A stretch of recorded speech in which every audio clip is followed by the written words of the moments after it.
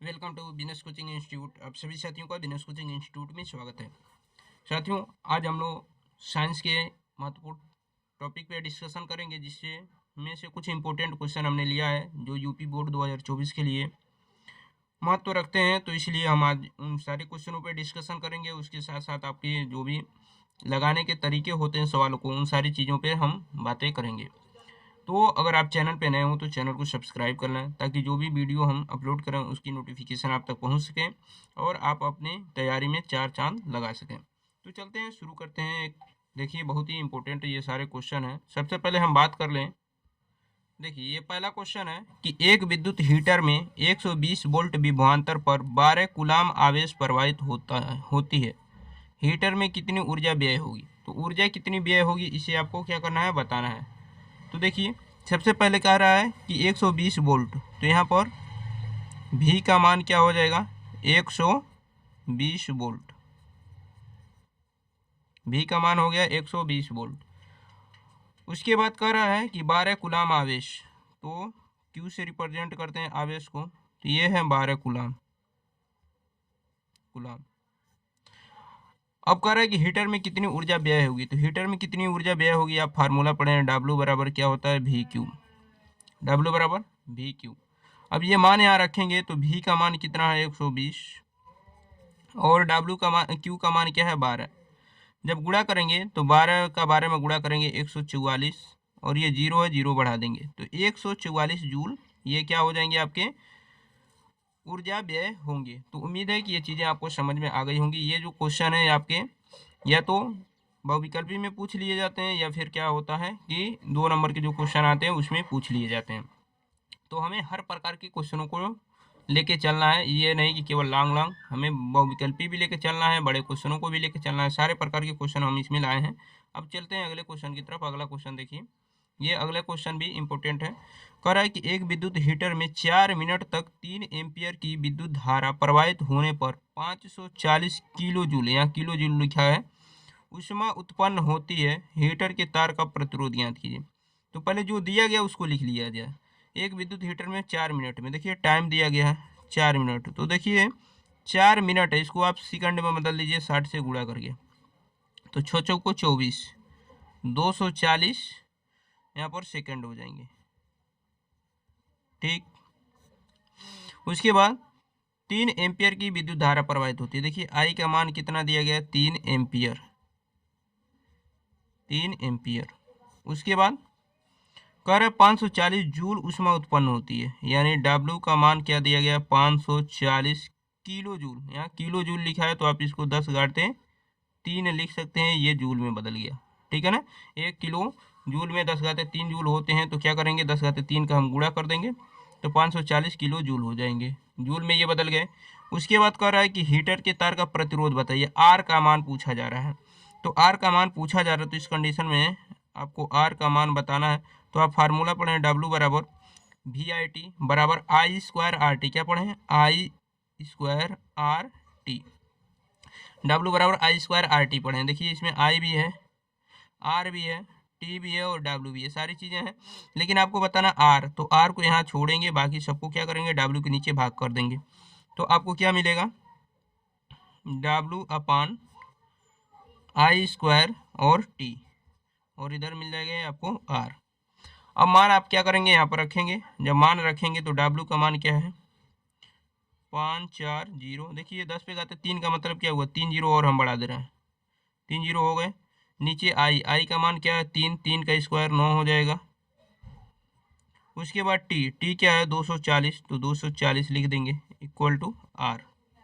अब देखिए आप यहाँ से काटिए, 1 जीरो से 1 जीरो कट जाएगा। ठीक है ना, 9 छके 54, 6 बार में 54 होता है, 1 2 3, 1 2 3। ठीक है, अब देखिए चीज़ों को हम यहाँ पर लिख रहे हैं। यहाँ से आपको क्या मिलेंगे, आर इक्वल टू, ऊपर है 6000 और नीचे क्या है 24। ठीक है, आप 6 से काट सकते हैं, 6 चौको 24, और 6 से इसको काट देंगे कितनी बार में, एक बार में, ये 1000 आ गया। अब 4 से जब 1000 को काटेंगे तो ये 250 बार में कट जाएंगे। तो जो आर का मान आएगा ये 250 ओम हो जाएगा, यानी हीटर का जो प्रतिरोध होगा वो कितना होगा, 250 ओम हो जाएगा। ये 4 नंबर के क्वेश्चनों में से एक क्वेश्चन है, ये आपका फाइनल आंसर हो जाएगा। उम्मीद है कि ये चीज़ें आपको समझ में आ गई होंगी। अब चलते हैं अगले क्वेश्चन की तरफ और अगला क्वेश्चन देखेंगे। अगला क्वेश्चन है कि 250 वोल्ट 5 एम्पियर फ्यूज वाले परिपथ में कितने बल्ब जल सकते हैं। देखिए पहले जो दिया गया उसको हम लिखेंगे। विभवांतर क्या है 250 वोल्ट, ठीक है ना। उसके बाद धारा क्या है 5 एम्पियर, 5 एम्पियर। तो 220 50 वोल्ट 5 एम्पियर फ्यूज तार वाले कितने विद्युत बल्ब जल सकते हैं। यहाँ बल्ब कितने जलेंगे इसकी संख्या हमें बतानी है। तो यहाँ पर देखिए, यहाँ पर दिया है 25 वाट के, तो यानी P का मान क्या है 25 वाट, यानी 25 वाट के कितने विद्युत बल्ब जल सकते हैं। तो मान लेते हैं N विद्युत बल्ब जल सकते हैं और N का मान हमें बताना है। तो आपको फार्मूला दिया गया है P = VI बताया गया है। ये एक बल्ब के लिए होता है, ये फार्मूला क्या होता है एक बल्ब के लिए। अगर आप N बल्ब यूज कर रहे हैं तो N का गुणा कर देंगे। तो P = VI एक बल्ब के लिए, N बल्ब यूज कर रहे हैं तो N का गुणा कर देंगे। देखिए कितने वाट के हैं, ये वाट दिया गया आपका 25 वाट। कितना वाट दिया गया है 25 वाट। तो आप यहाँ पर लिखेंगे 25, ठीक है ना। उसके बाद तो देखिए N का गुणा आप इधर नहीं करेंगे, आप N का गुणा इधर करेंगे, ठीक है ना। कि हम मान लेते हैं क्योंकि बल्बों की संख्या पूछी गई है, तो ये एक बल्ब दिया गया 25 वाट, तो N बल्ब जलेंगे। तो यहाँ पर N का क्या करना होगा, आपको गुणा करना होगा। = V का मान कितना है 250 और I का मान क्या है 5। अब जब इस 25 से इस 250 को काटेंगे तो ये 10 बार में कटेंगे, तो N का मान कितना आएगा, यहाँ से N का मान आएगा 10 × 5 यानी हो जाएंगे 50। तो 50 बल्ब क्या होते हैं जल सकते हैं, ठीक है। ये आपका फाइनल आंसर होगा। उम्मीद है कि ये चीज़ें आपको समझ में आ गई होंगी। एक बार और समझा दे रहे हैं। यहाँ पर विभवांतर दिया 220 50 वोल्ट, धारा दिया गया 5 एम्पियर, वाट दिया गया है एक बल्ब का 25 वाट है। तो कह रहे कितने बल्ब जल सकते हैं, तो मान लेते हैं N बल्ब क्या कर सकते हैं जल सकते हैं। तो P = VI, क्योंकि यहाँ पर एक बल्ब की क्षमता दी गई है, तो P = VI। अब VI का मान आपको दिया गया है और P का मान दिया गया, रख के सॉल्व करेंगे तो 50 बल्ब क्या होंगे जल सकते हैं। उम्मीद है कि ये चीज़ें आपको अच्छी तरीके से आ गई होंगी। अब देखिए अगला क्वेश्चन है कि 60 वाट के एक बल्ब को 240 वोल्ट के विद्युत मेंस से जोड़ा जाता है। पहले देखिए इसका क्षमता दिया गया P = क्या है 60 वाट है। एक विद्युत बल्ब को 220 वोल्ट के, V का मान क्या है 240 वोल्ट है, 240 वोल्ट विद्युत मेंस से जोड़ा गया। कह रहे बल्ब से होकर बहने वाली धारा का मान बताइए। I का मान बताना है, I का मान बताना है। तो देखिए I का मान बताना है तो P = होता है VI, P = VI। P का मान क्या है 60, V का मान है 240, I का मान बताना है। तो आप क्या करेंगे 60/240 कर लेंगे = I। तो देखिए 60 एकम 60 और 60 से ये 4 बार में, जिसे 0 0 काट सकते हैं, 6 कम 6 6 चौको 24, यानी 1/4 = I। तो I का वैल्यू क्या होगा 4 से इसमें डिवाइड करेंगे तो 0.10 होगा, 4 2 जा 20 होगा, 4 5 जा 20, तो 0.25 एम्पियर आपका क्या हो जाएगा इसमें धारा का मान हो जाएगा। अब पूछा है बल्ब का प्रतिरोध बताइए, तो बल्ब का प्रतिरोध यानी R का भी मान पूछा गया है। तो R का मान आपको निकालना है, तो पढ़े V = IR, V = IR पढ़े हैं, तो R का मान चाहिए तो V/I = R हो जाएगा। यहाँ से V का मान क्या है, V का मान दिया गया 240 और I का मान 1/4 भी लिख सकते हैं, ठीक है ना। या फिर आप क्या लिख सकते हैं 0.25 लिख सकते हैं = R।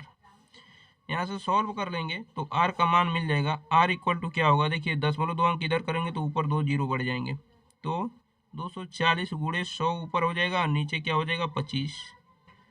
तो 25 चौको 100, 4 बार में 4 से गुणा कर दीजिए, 4 चौको 16, 4 दूनी 8 और 1 9, तो 960 ओम क्या होगा उस बल्ब का प्रतिरोध होगा। ये आपका फाइनल आंसर हो जाएगा। चलते हैं अब अगले क्वेश्चन की तरफ और अगला क्वेश्चन देखेंगे। अगला क्वेश्चन क्या है, देखिए अगला क्वेश्चन जो है वो कह रहा है कि 60 वाट सामर्थ्य के विद्युत बल्ब को 10 घंटे प्रतिदिन जलाने पर 30 दिन में कितनी जूल ऊर्जा व्यय होगी। तो कितना वाट का है P का मान है 60 वाट। विद्युत बल्ब को 10 घंटे, T का मान क्या होगा 10 घंटे। उसके बाद 30 दिन, समय कितना है 30 दिन। अब देखिए यहाँ पर कह रहे कितने जूल ऊर्जा व्यय होगी, तो आप यूनिट निकालना जानते हैं। यूनिट बराबर क्या होता है वाट गुणे घंटा गुणे दिन, वाट गुणे घंटा गुणे दिन बटे 1000, ठीक है ना। अब देखिए वाट कितना है 60 वाट का है, कितने घंटे है 10 घंटे, कितने दिन है 30 दिन, और नीचे क्या हो जाएगा आपका 1000 से भाग।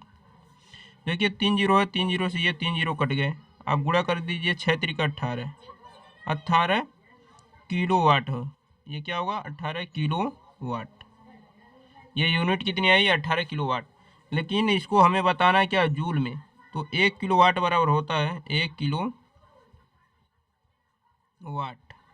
1 किलो वाट बराबर होता है 3.6 गुणे 10 घाते 3 watt. 1 kilo watt joule, sorry joule, 1 kilo watt बराबर होता है 3.6 गुणे 10 घाते 3 जूल। तो अब क्या करना है, इस 18 किलो वाट को हमें जूल में बदलना है, तो 3.6 का हम 18 में गुणा कर देंगे, तो 18 गुणे 3.6 गुणे 10 घाते 3, ठीक है। गुणा कर लीजिए, 18 छके 108, हासिल 10, 18 3 54, 54 और 10 64, एक अंक पे दशमलव, एक अंक पे दशमलव लगाइए, गुणे 10 घाते 3। अब चाहे दशमलव यहाँ लाना, तो एक अंक जब बाएं तरफ आप दशमलव ले जाते हैं, दशमलव एक अंक यहाँ से क्या करना है बाएं तरफ ले जाना है, तो आपको करना क्या होगा 10 के घात में 1 की वृद्धि हो जाएगी, यानी 4 हो जाएगा, ठीक है ना। जब दशमलव बाएं तरफ जाता है तो 10 के घात में क्या होती है वृद्धि होती है, और दशमलव दाएं तरफ जाता है तो 10 की घात में कमी होती है, तो ये जूल में हो जाएगा, ठीक है। तो 6.48 गुणे 10 घाते 4 जूल आपके फाइनल आंसर हो जाएंगे। उम्मीद है कि ये सारी चीज़ें आपको अच्छी तरीके से समझ में आ गई होगी। वीडियो कैसा लगा आप लोग कमेंट बॉक्स में ज़रूर बताइएगा। जो लोग चैनल पे नए हैं वो चैनल को सब्सक्राइब कर लें, ताकि हम आपको यूपी बोर्ड की अच्छी खासी तैयारी करा सकें। मिलते हैं नेक्स्ट वीडियो में, तब तक के लिए अपना ख्याल रखिए, धन्यवाद।